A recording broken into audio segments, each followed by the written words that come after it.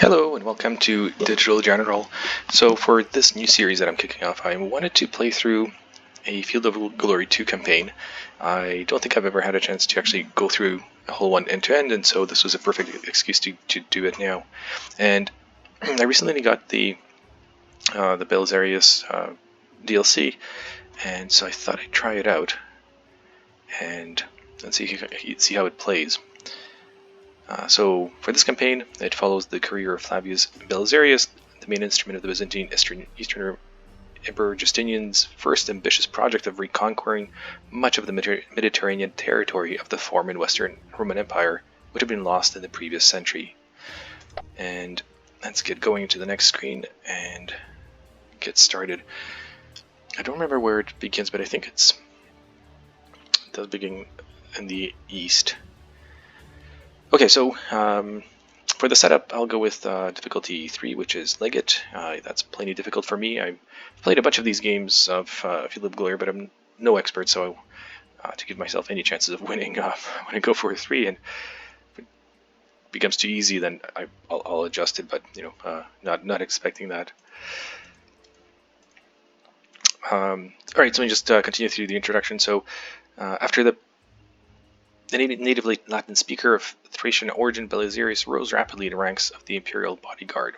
On ascension of Emperor Justinian in 527 AD, he was appointed commander-in-chief of the army of the East on the Persian frontier. After the Persian War ended in a stalemate and an eternal peace which lasted less than 8 years, Belisarius was sent by Justinian to conquer first the Vandal kingdoms in Africa, then Ostrogothic kingdoms in Italy.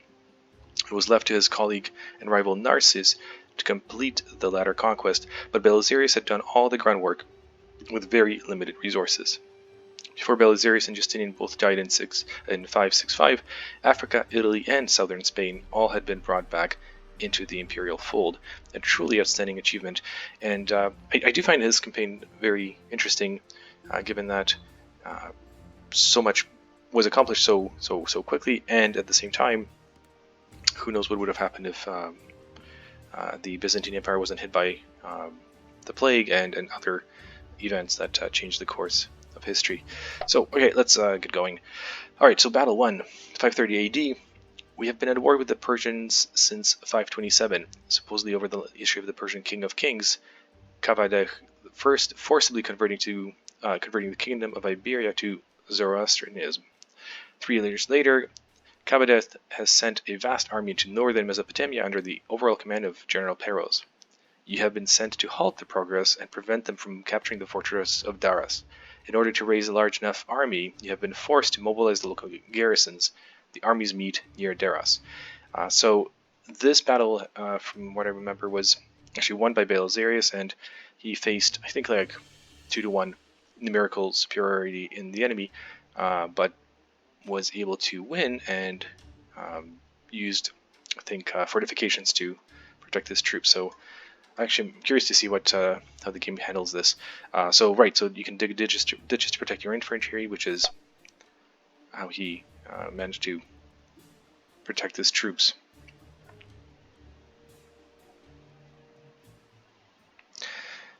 Okay, so the setup is Byzantine versus Persians.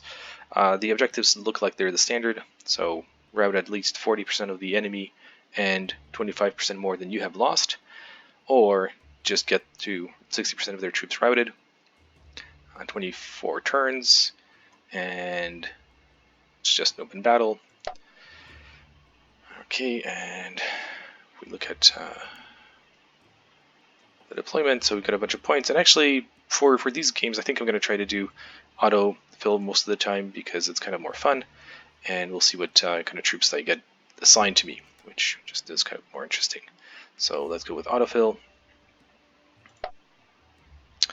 And sure enough, got a bunch more troops on both sides.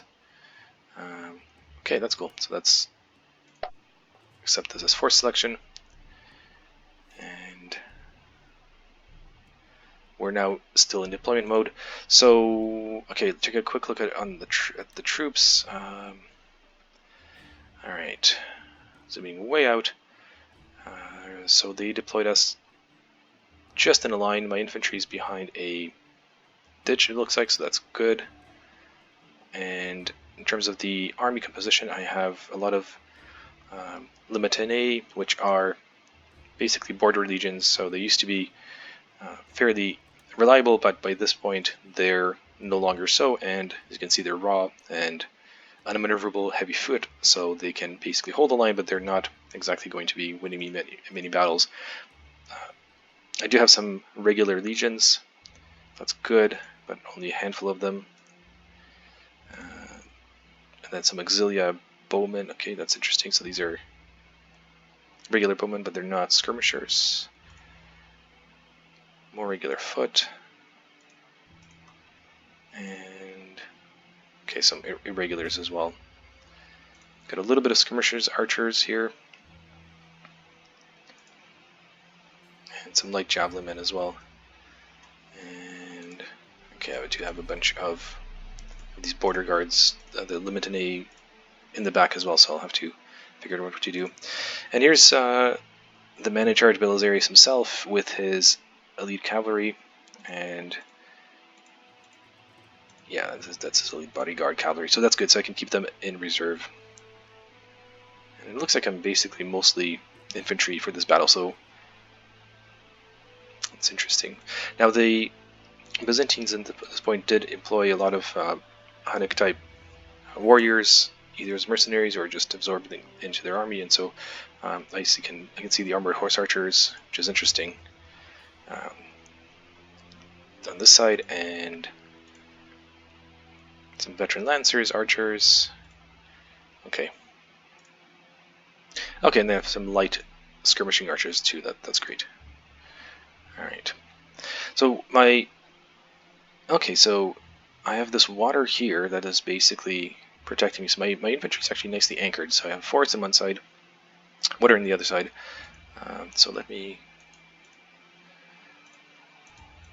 create my second line. You know what, maybe let's just move them up a little bit more.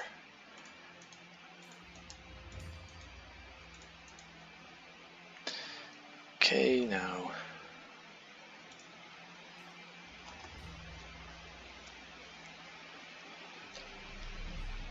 these archers, so that's fine.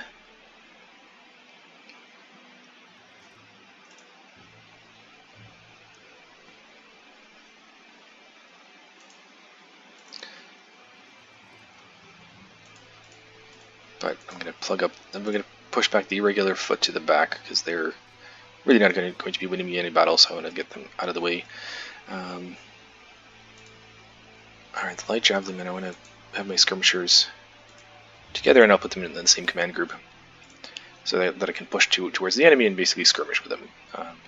Now these horse archers, I do want them on the periphery. That's fine, because I want them to loop around the enemy so they can kind of come up the side and just annoy. Alright,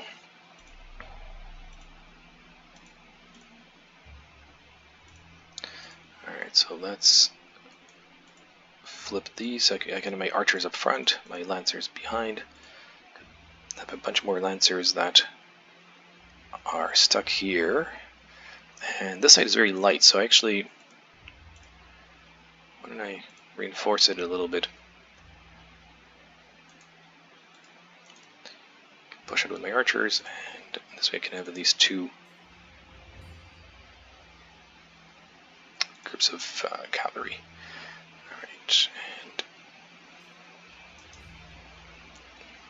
deploy this cavalry up here as well, so I can push on the wing. So, the plan is pretty simple. I can have this cavalry push out to the flank. This one can zoom out between the river and push out here into the hill, see what the enemy does. And Belisarius himself, I want him to be a little bit more central. Let's see what the command radius is like. Yeah, so he's good. You can actually command all of the troops, and that's what I want him to be in. Alright.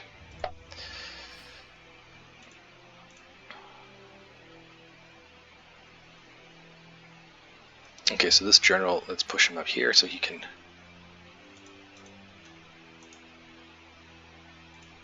Yeah, let's command up this whole thing. So, yeah, so he can have this left wing of cavalry, and he has the right wing that's perfect.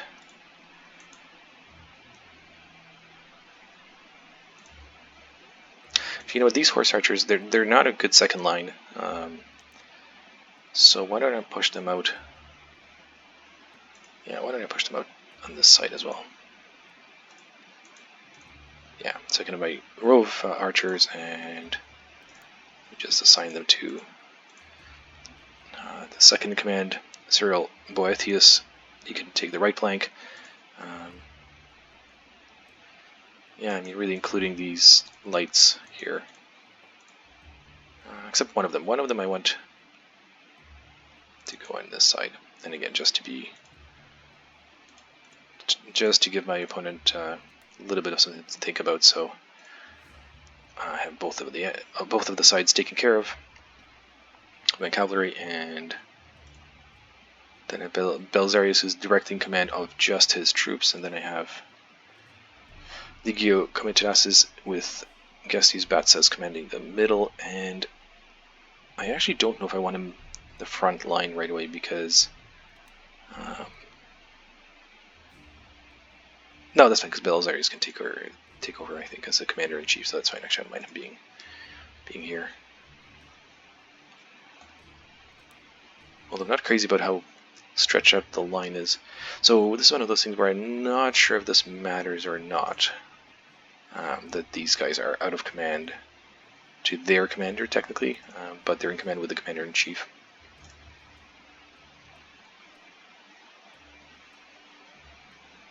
Okay, I think we're good. I like the setup. It's very classic, and yeah, this is good. Let's get going.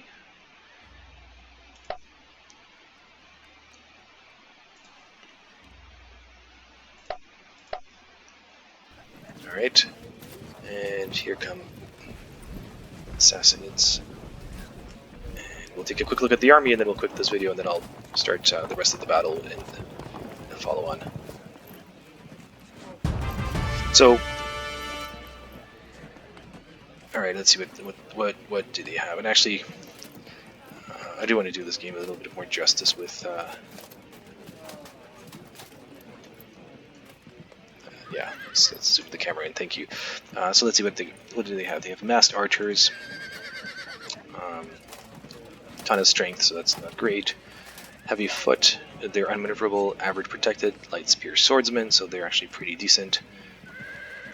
More massed archers, levy spearmen. These guys aren't great, but they're really no worse than my Limitane. Elephant is super bad in use. I don't have much to handle it other than the ditches, so I'm actually happy that they only end up with one of them. And some more heavy foot. Alright. Superior, fully armored. So these guys are very heavy. I have to avoid them. Horse archers, tons of horse archers. Armored archers, skirmishers. Alright, so this is all really excellent cavalry. And more cavalry and spearmen.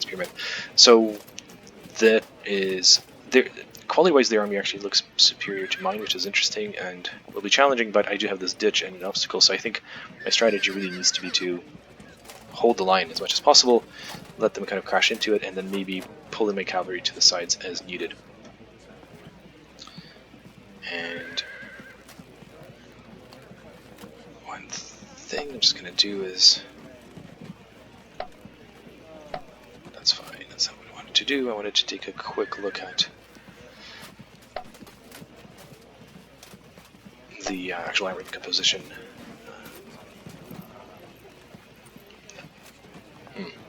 Alright, it's in there somewhere. You can take a look at it after. Alright, those are the levy spearmen. Alright, that's it, and I will see you in the next one.